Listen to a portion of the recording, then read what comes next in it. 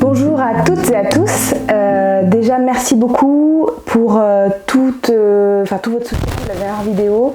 Je vous avoue que j'étais très étonnée de voir que la vidéo a autant plu et de lire tous les commentaires des futures mamans qui ont rencontré le même souci que moi. Donc je vous mets ici le lien de la vidéo.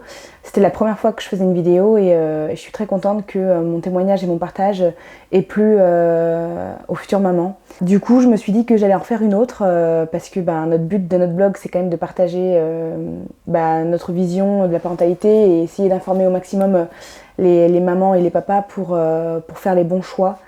Parce que quand on devient parent ou quand on est enceinte, on est un peu pris dans un mouvement où si on ne sait pas trop à quoi s'attendre ou si on n'a pas forcément les bonnes informations, on va pas savoir qu'on a d'autres possibilités pour certaines situations, dont la situation dont je vais vous parler, c'est-à-dire que là je vais vous parler d'accoucher par voie basse avec un bébé qui est positionné en siège. Donc un bébé en siège, ça veut dire qu'il a soit les fesses en premier, soit c'est les pieds en premier qui sort.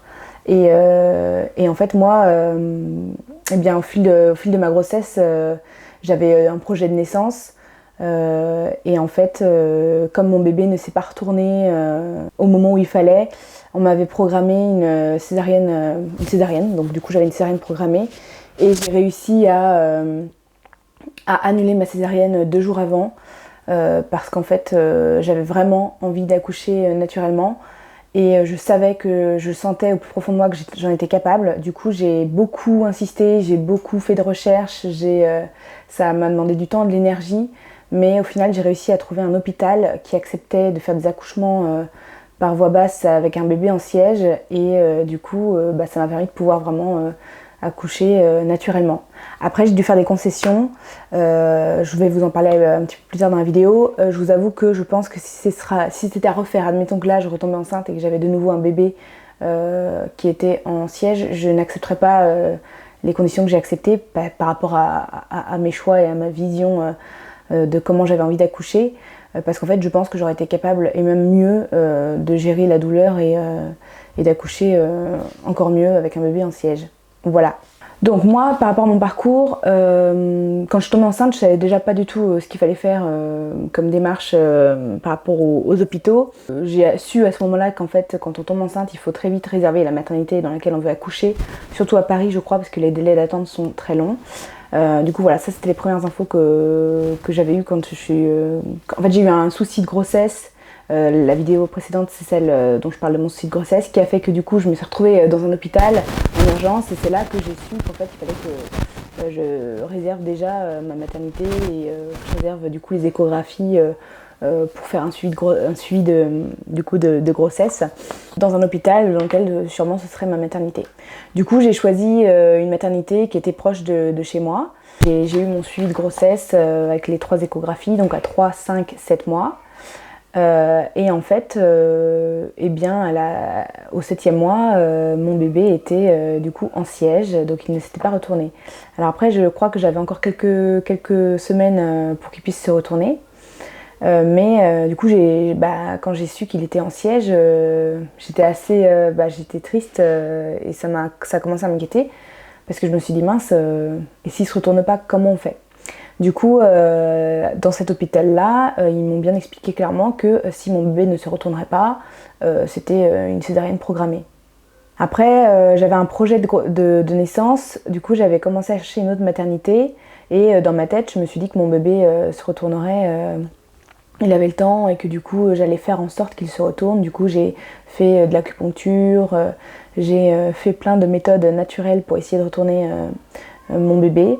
Je pourrais faire une vidéo d'ailleurs là-dessus sur quelle méthode utiliser pour essayer de retourner son bébé. Moi ça n'a pas marché mais ça marche sur beaucoup de femmes ces méthodes. Donc du coup vu que j'avais fait pas mal de recherches là-dessus, je pourrais vous en parler dans une prochaine vidéo. Mais voilà, du coup mon bébé ne se retournait pas. Bon, j'avais un projet de naissance du coup dans une autre maternité parce que je voulais accoucher dans l'eau dans une maternité. Il n'y en a que 6 en France qui le font. Et en fait, pareil, du coup, dans cette maternité-là, on m'a bien expliqué que si mon bébé se retournait pas, c'est eux qui ont repris mon suivi, et bien du coup, j'aurais aussi une césarienne programmée. Donc, plus le temps passait, donc mon bébé se retournait pas, et je me souviens du coup que mon gynécologue de ma nouvelle maternité m'a donc annoncé que j'aurais une césarienne programmée. Alors moi, ça m'a fait un peu un... Les césariennes programmées, ça peut être très bien. Il y a des mamans qui souhaitent l'avoir. Je ne juge absolument pas ça. Je partage vraiment mon ressenti par rapport à la césarienne programmée et par rapport aux césariennes. Je vous avoue qu'au début de ma grossesse, j'espérais avoir une césarienne parce que j'avais peur des contractions. Je sais pas, j'ai eu une frayeur énorme des contractions. Au début, du coup, je m'étais dit, ah, une césarienne programmée, ce sera peut-être bien. Je sais pas pourquoi j'ai pensé ça, mais en tout cas, j'ai pensé ça au début de ma grossesse. Et au final, plus ça avançait, plus j'avais potentiellement une césarienne programmée, plus j'ai eu la peur énorme d'avoir une césarienne programmée. Et je commençais à me sentir mal parce que je ne voulais absolument pas avoir de césarienne. Je voulais accoucher naturellement par voie basse. Parce que dans ma famille, ma mère a eu 2 césariennes, dont une programmée pour moi. Et ma sœur a aussi eu une césarienne. Du coup, je me suis dit non, moi je veux pas de césarienne, je veux accoucher naturellement. Parce que je voulais échapper à ça. Et du coup, quand finalement on m'a programmé la césarienne, j'étais assez... en fait, on peut rien faire. Notre gynécologue nous dit que ce sera une césarienne, on l'écoute et on le croit, c'est normal. Mais au fond de moi, je savais que je pouvais accoucher naturellement. Alors je me souviens que pendant le rendez-vous, donc il me dit voilà la césarienne, donc on prévoit la date. Donc ça a des avantages parce qu'au moins on sait la date, on sait que le papa peut venir avec nous. Voilà, ça a quand même des avantages là-dessus. Par contre, dans la conversation, je me souviens qu'il me parle quand même d'une maternité qui fait les accouchements par voie basse. Et il m'explique que en fait, il faut faire un pelvis scanner pour avoir les dimensions, pour voir si les hanches, le bassin sont assez larges pour que le bébé puisse passer. En fait, il y a des critères. Alors, je vais juste vous dire les critères. Mais du coup, il m'a parlé de ce pelvis scanner-là. Et moi, ça fait tilt dans ma tête. Je me suis dit, ok, du coup, il me l'a programmé, ce pelvis scanner. Du coup, je l'ai passé. Et du coup, j'avais hâte d'avoir les résultats. Et moi, dans ma tête, je m'étais dit que, étant donné qu'il m'avait parlé de cette maternité et que j'avais fait le pelvis scanner, je me suis dit, une fois qu'il aura vu les résultats, il va me prévenir et il va me dire du coup d'aller dans la maternité pour accoucher naturellement. Étant donné que c'était vraiment mon projet, que j'avais pas envie d'avoir une césarienne programmée, que je lui avais expliqué et que du coup, naturellement, en tant que gynécologue, je me dis qu'on écoute quand même la volonté de la personne dont on s'occupe et qu'on ne va pas forcément faire une césarienne programmée si on sait que c'est possible qu'elle puisse accoucher naturellement dans un autre hôpital. Moi, je m'étais dit que ça se passerait comme ça, mais non, bien évidemment, ça ne s'est pas passé comme ça et je suis très heureuse d'avoir insisté et de m'être permise de demander mes résultats, de les analyser moi-même et d'appeler un hôpital pour avoir la confirmation, l'hôpital en question qui acceptait les accouchements de bébés en siège par voie basse pour être sûr de si mon interprétation des résultats était bien et si du coup ils pouvaient m'accepter. Donc j'ai fait le pelvis scanner et en fait au bout de quelques jours je n'avais pas les résultats, du coup je me suis permise d'appeler mon hôpital pour savoir si les résultats ils les avaient eus et du coup ils me disaient oui on a eu les résultats et du coup j'ai demandé alors qu'est-ce qu'on fait, est-ce qu'on maintient la césarienne programmée ou est-ce que je peux accoucher par voie basse et du coup je me souviens plus trop ce qu'elle m'a dit l'assistante, mais elle m'a dit que oui la césarienne programmée était toujours maintenue mais du coup je me suis dit mais mes résultats moi je ne les connais pas. Donc j'ai demandé est-ce que je peux recevoir mes résultats pour voir si je peux accoucher par voie basse. Elle me les envoie, je les reçois et en fait j'ai regardé sur internet qu'est-ce qu'il fallait regarder par rapport à l'accouchement par voie basse. Moi ce qui m'a beaucoup étonnée c'est le fait que mon gynécologue savait exactement ce que je souhaitais, accoucher par voie basse naturellement. C'est d'ailleurs lui qui m'a parlé de l'autre hôpital qui était pas loin du sien, qui acceptait les accouchements par voie basse avec un bébé en siège, et il m'a même expliqué quels étaient un peu les critères. C'est la taille du bassin, la tête fléchie et la taille du bébé qui fait si oui ou non c'est possible. Et en fonction de ça, et bien, du coup, on peut accoucher par voie basse naturellement d'un bébé en siège. Du coup, il m'a programmé même le pelvis scanner. Et moi, je m'attendais alors du coup qu'il me rappelle avec les résultats et qu'il me guide vers l'hôpital ou non, si c'était possible pour moi d'accoucher naturellement. Donc moi, ça me paraît normal en tant que... Enfin, je me dis, moi, si j'étais médecin, et même dans la vie en général, si on connaît le projet de quelqu'un et que cette personne-là peut le faire, je trouve ça normal de la prévenir et de la guider. Mais il faut savoir que du coup, ce n'est pas le cas, que peut-être certains le font, mais ils sont rares, et que la plupart, du coup, ne vont pas vous dire si vous pouvez accoucher vraiment ou pas naturellement d'un bébé en siège, et que du coup, vous pouvez avoir une césarienne programmée, alors que c'est pas forcément votre choix, mais qu'en fait, vous auriez pu accoucher naturellement. C'est pour ça que je fais cette vidéo, parce que pour moi, c'est important d'informer les femmes, futures mamans qui n'ont pas envie d'avoir de césarienne programmée juste parce que leur bébé est en siège, et qu'elles sachent qu'il est possible de trouver des hôpitaux qui acceptent ces types d'accouchements. Et même à la maison, moi j'ai vu une vidéo il n'y a pas longtemps sur Instagram, je vais essayer de la retrouver pour vous la mettre en lien, mais j'ai vu une vidéo d'une maman qui avait déjà eu une césarienne, je crois, la première fois, et qui pour son deuxième enfant a décidé d'accoucher, elle espérait accoucher très vite chez elle pour ne pas avoir même le temps d'aller à l'hôpital pour pouvoir accoucher naturellement, parce que sinon elle aurait sûrement eu une césarienne. Donc c'est vraiment des sujets moi que je trouve très important d'informer toutes les mamans qui sont enceintes, de se dire que vous avez le choix, vous devez vous écouter, et que dans le pire des cas, de toute façon la césarienne sera faite si vraiment... Enfin en fait les césariennes elles sont très très bien pour vraiment les grosses difficultés, et puis s'il y a un danger pour la maman ou pour l'enfant. Moi je trouve ça très très bien. Mais moi ce que je n'aime pas dans la césarienne programmée, c'est de la faire alors qu'en fait c'est possible d'accoucher autrement. Voilà, donc ça c'est un peu mon coup de gueule, mais c'est juste que je suis très contente d'avoir réussi, parce que ça demande beaucoup de force, d'énergie et de se faire confiance. Ça va mieux comme d'habitude, mais de se faire vraiment confiance.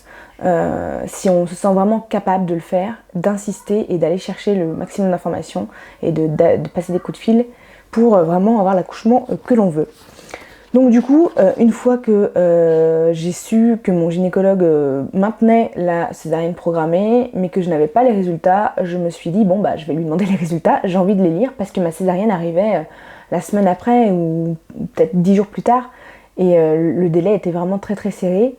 Et du coup je me suis dit, moi je veux voir mes résultats, je veux savoir exactement mes résultats, parce que maintenir une césarienne sans me montrer les résultats, moi ça me convenait pas, parce que je me dis, je ne me base pas juste sur un dire d'un docteur, parce que tout le monde est humain, et que ça veut pas dire que un avis d'un docteur est forcément l'avis définitif et la réalité des choses. Donc du coup j'ai demandé les résultats, on me les a envoyés. Et je me suis permis du coup de les analyser. J'ai vu que sur mes résultats, tous étaient supérieurs aux résultats de référence. Déjà je me suis dit, c'est bien, vu que c'est tous supérieurs. Il y avait juste 2 où j'étais un petit peu en dessous. Je vais vous mettre du coup mes résultats si vous voulez voir un peu comment ça se présente.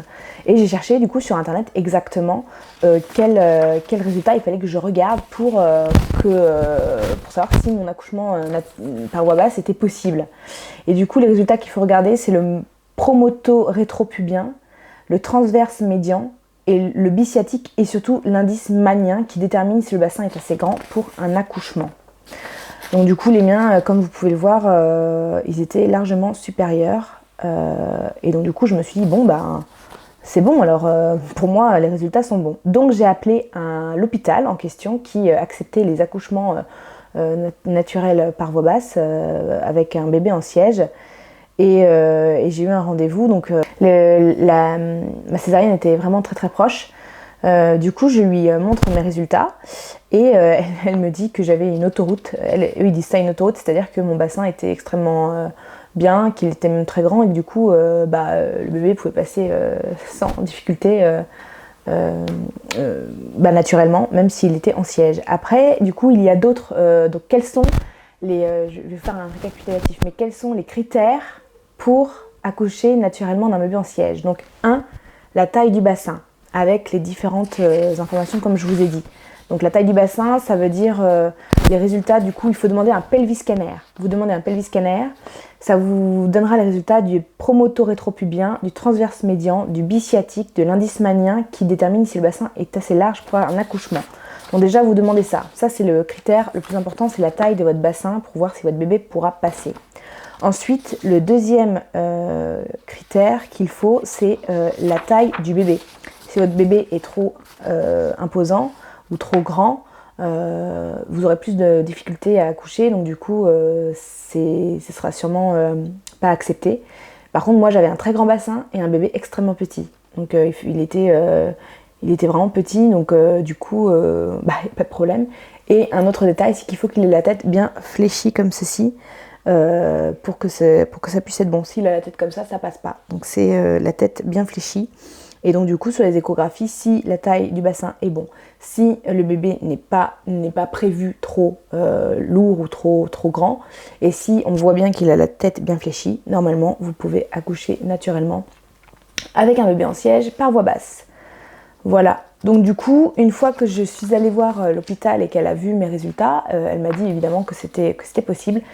Mais je devais faire une concession, c'est-à-dire qu'ils acceptaient que je vienne accoucher chez eux naturellement seulement si j'acceptais qu'on me fasse une péridurale. Donc moi, dans mes projets de naissance, ce n'était pas du tout ce que je souhaitais. Moi, je voulais d'abord accoucher dans l'eau, naturellement, sans péridurale, parce que j'ai eu énormément de règles douloureuses pendant ma jeunesse. Je savais que la douleur, je pouvais la gérer, que dans l'eau, ça me ferait du bien, que je sais exactement ce qu'il me faut pour soulager ma douleur.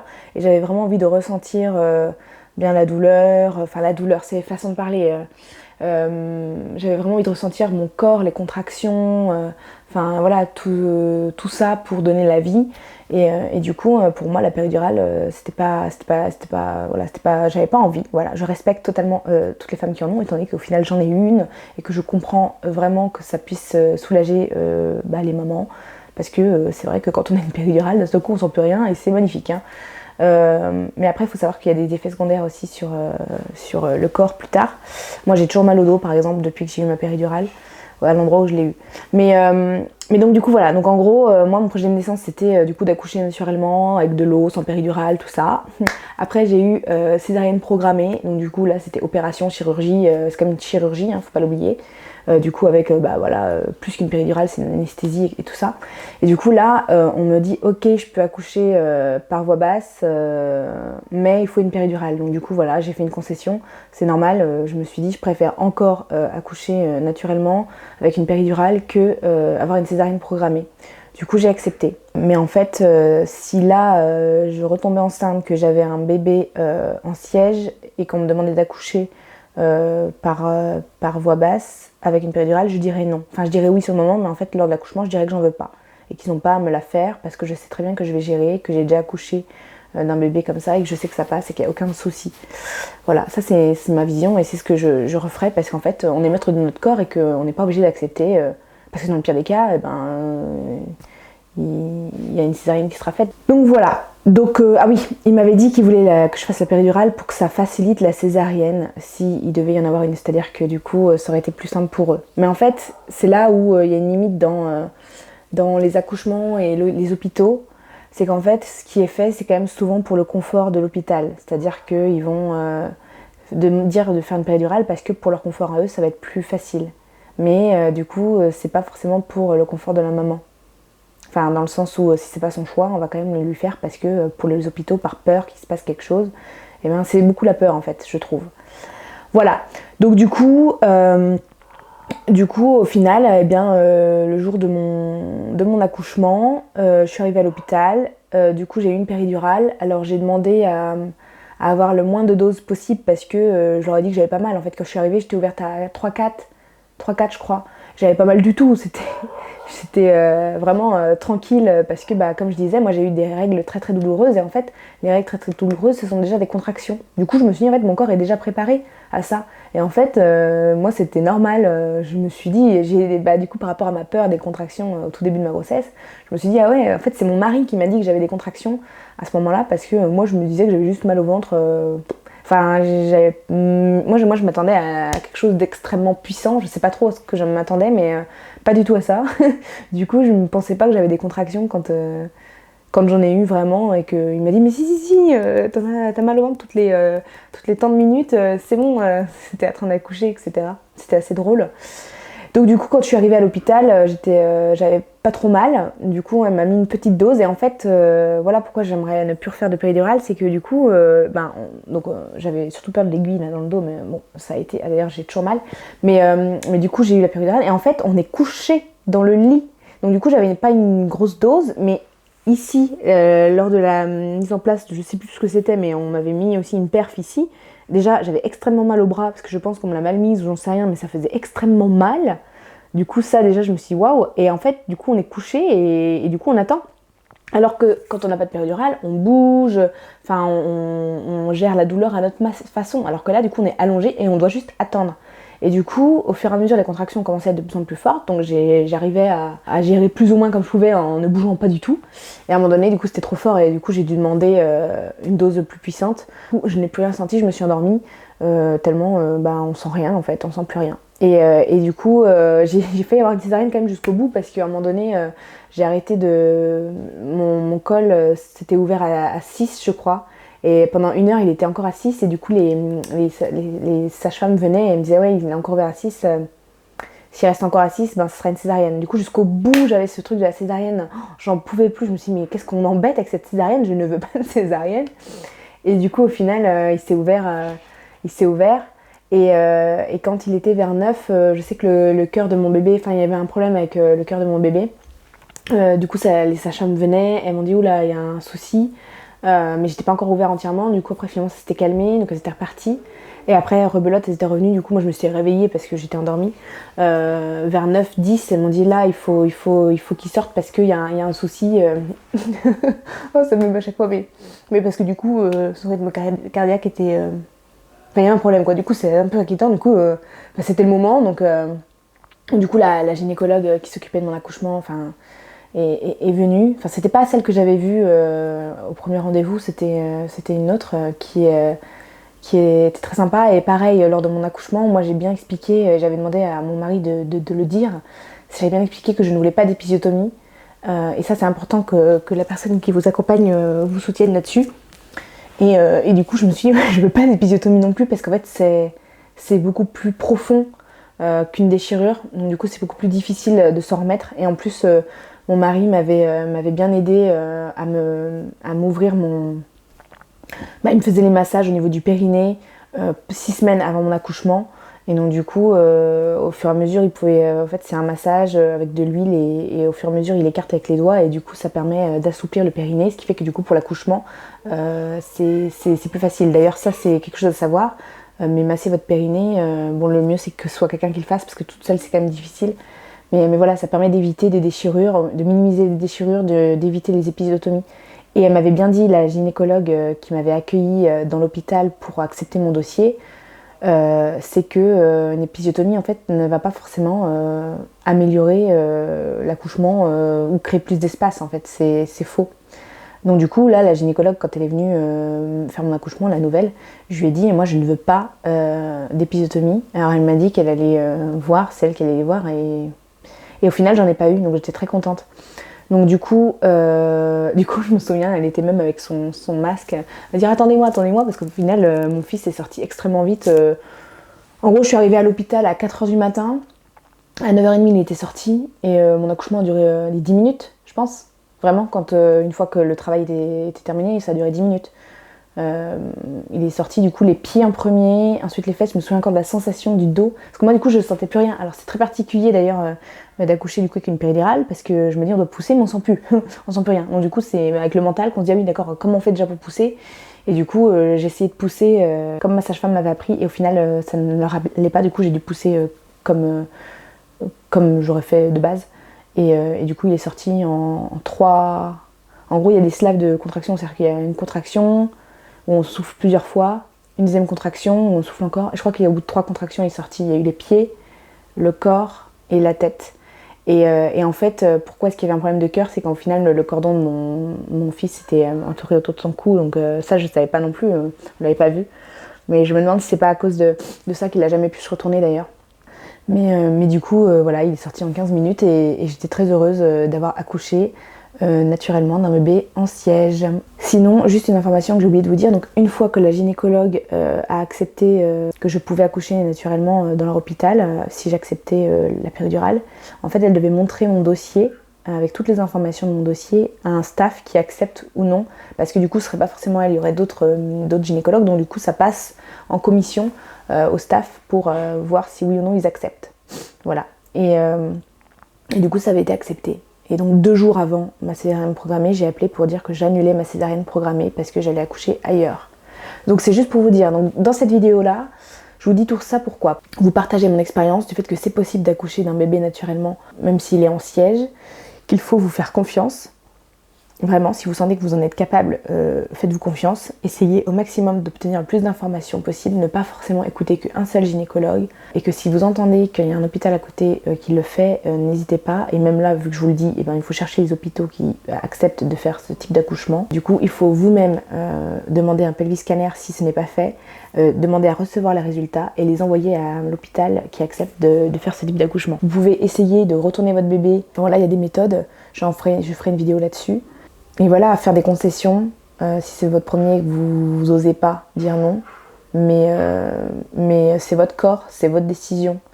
Il n'y a que vous qui décidez vraiment pour vous. Ça, c'est hyper important de le savoir. Même si la médecine est là, et heureusement qu'elle est là, elle sauve des vies, elle nous accompagne. Mais la médecine est censée nous accompagner, pas nous dire ce qu'on doit vraiment faire. C'est-à-dire que vraiment, vous devez voilà, essayer d'avoir le maximum d'informations partout, demander à votre sage-femme, demander à d'autres mamans, ce qui est possible ou non, mais voilà, la médecine est censée être un support, une aide si ça se passe pas bien. Mais sinon, c'est votre corps, c'est vous qui décidez. Et d'ailleurs, la gynécologue qui m'avait accepté pour que j'accouche dans cet hôpital était venue me voir après mon accouchement et elle m'avait dit... elle était d'ailleurs enceinte et ça m'avait fait très plaisir. Parce que grâce à ces 2 femmes-là, je me dis que du coup, j'ai accouché comme je le souhaitais. Bon, avec une concession que je ne réaccepterai pas forcément les prochaines fois. Juste une anecdote quand même où c'est pour ça que je vous dis, bon, il faut vraiment vous faire confiance et tenir vos décisions. Mais j'avais dit non. Parce qu'en gros, on m'avait demandé, parce que c'est un hôpital d'étudiants, on m'avait demandé, où les étudiants viennent bien travailler là-bas, les étudiants en médecine et en chirurgie, tout ça, et en maternité. Et du coup, on m'avait demandé, est-ce que ça vous dérangerait pas qu'il y ait des étudiants qui viennent assister à votre accouchement, parce que c'est un accouchement qui n'est pas habituel. Et du coup, j'avais dit non. J'avais dit non parce que c'était mon premier et que je voulais pas qu'il y ait plein de personnes qui viennent me voir. Quand la gynécologue qui a fait mon accouchement est arrivée, il y avait une autre personne qui était là, une jeune qui apprenait, ou alors c'était une sage-femme, je sais plus. Et du coup, on me demandait est-ce qu'elle pourra vous recoudre ou faire quelque chose pour votre accouchement. J'avais dit non. J'avais dit non parce que je voulais pas qu'une débutante touche mon corps, étant donné que c'était le premier, que je ne faisais pas vraiment confiance. Du coup, ils avaient dit ok, et au final, elle a quand même fait. Donc je me dis bon, des fois, je trouve qu'ils abusent un peu sur nos moments de faiblesse. Et bon, elle m'a bien recousu, heureusement, parce que j'ai eu une petite déchirure au niveau du périnée, juste une petite de 1 cm, j'ai eu 3 points de suture, c'était vraiment rien. Mais je me suis dit bon, j'avais dit non, et elle a quand même fait. Donc faut vraiment que vous soyez convaincus de ce que vous voulez et que vous insistiez, et que du coup là le conjoint insiste pour dire non, elle touche pas, c'est la gynécologue qui le fait et c'est pas elle qui le fait, elle a pas accepté. Voilà. Donc ça c'était la petite anecdote où je me suis dit bon, j'ai accepté, je voulais pas. Heureusement elle a bien fait son boulot, donc il n'y a pas eu de souci, mais je m'étais dit que quand même il pourrait quand même respecter nos choix. Enfin bon, voilà, donc j'espère que cette vidéo là vous a plu une nouvelle fois, je parle énormément. Mais pour moi c'est très important de partager mon témoignage et pour vous dire pourquoi je fais ça. Et donc du coup, n'hésitez pas à commenter cette vidéo en nous expliquant votre parcours, si vous avez ou non une césarienne programmée. Il y a quelqu'un qui avait commenté sur le blog, parce que j'ai aussi écrit un article sur le blog, et elle a commenté aussi sur le blog, ça lui avait fait énormément de bien mon article, parce qu'elle aussi elle avait une césarienne programmée, et en fait elle ne pensait pas que c'était possible de l'annuler. Et si c'est possible, n'oubliez jamais, vous êtes seul maître de votre corps et de vos choix, donc c'est possible. La médecine est là pour vous accompagner dans votre parcours et pour vous soutenir s'il y a quelque chose qui ne se passe pas bien. Mais pour moi c'est très important de savoir que c'est vous qui décidiez. Donc n'hésitez pas à commenter cette vidéo, à la partager si vous connaissez des personnes qui sont dans le même cas que moi, et à vous abonner évidemment à la chaîne si vous voulez avoir plus de vidéos et d'informations sur ce que l'on fait, parce que nous du coup notre blog c'est toujours un partage, un soutien aux futures mamans, essayer d'informer au maximum ce qui est possible de faire pour éviter du coup d'accepter certaines choses sans information. Et merci beaucoup pour nous avoir regardé autant sur la dernière vidéo, et j'espère que celle-ci vous plaira tout autant. Ciao!